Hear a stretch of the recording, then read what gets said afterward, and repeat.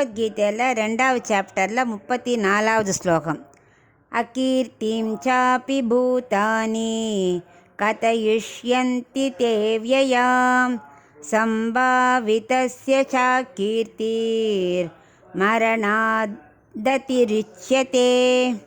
இப்போ இதுக்குள்ள அர்த்தத்தை பார்க்கலாம். அதோட 33வது ஸ்லோகத்தோட கண்டினியூவேஷன் தான். நீ சொதர்மமான உன்னோட இதை நீ பண்ணாலேன்னா உனக்கு என்ன ஆகும்? புகழ் கிடைக்காதுன்னு சொன்னார் இல்லையா? இப்போ அதே தான் திரும்ப வேறு விதமாக சொல்லப்போகிறார். எப்போவுமே சத்திரியர் மாதிரி பெரிய பெரிய வீரர்களுக்கு உடல் அழிஞ்சாலும் புகழ் அழியாமல் இருக்கணும். உடல்கிறது அநித்தியம். இப்போ பாருங்களேன், ஆழ்வார்கள் ஆச்சாரியர்கள் யார் இப்போ ஒன்றும் அப்போ சொன்னவாள்லாம் இப்போ பிரபந்தத்தை சொன்ன ஆட்கள்லாம் இப்போ இல்லை. ஆனால் அவளுடைய புகழ் இன்றைக்கும் இருக்குது. ஏன்னா அவள் பெருமாளுக்காகவே தன்னை அர்ப்பணிச்சுண்டவா. ஸோ அது மாதிரி நீ என்ன பண்ணணும்? உன்னோட தர்மமான யுத்தத்தை பண்ணி புகழ் என்றைக்கும் இருக்கணும்னு நீ பார்க்கணும். உனக்கு உடல் விழுறது முக்கியம் இல்லை, வீரம் புகழ் அது என்றைக்கு நிலச்சிருக்கணும் அதுதான் முக்கியம். ஆனாலும் ஏன் நீ இப்படி கலங்குற? இப்படி யுத்தம் செய்யாமல் நீ ஓடினா என்ன பண்ணுவா? ஊர் மக்களில் உன்னை கேலி செய்வா. நாட் ஓன்லி வெறும் சாதாரண மக்களில், கீழ்த்தனமான லாஸ்ட்டில் இருக்கிற மக்கள் கூட உன்னை கேலி பண்ண கோழன்னு சொல்லி கேலி பண்ணுவா. இது எவ்வளவு கேவலம்!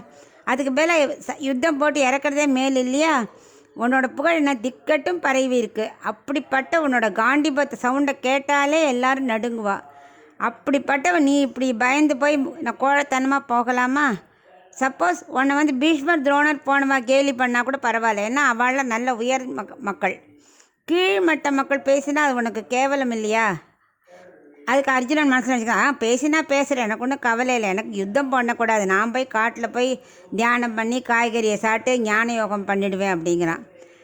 அர்ஜுனா, அது சாதாரண மக்களுக்கு தான் அது சரி. உன்ன மாதிரி வீரம் மிக்க சத்திரிய தர்மம் ஃபாலோ பண்ணாட்டா பிரயோஜனமே இல்லை. உனக்கு உயிர் தான் முக்கியம்னு இல்லை.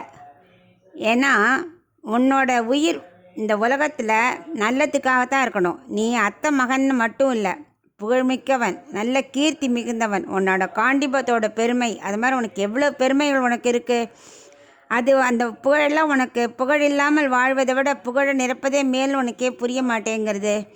அதனால் ஓடி கோழ மாதிரி போகாத, எல்லாரும் இகழ்ந்து பேசும்படியாக நடந்துக்காமல் யுத்தம் பண்ணு அப்படிங்கிறார்.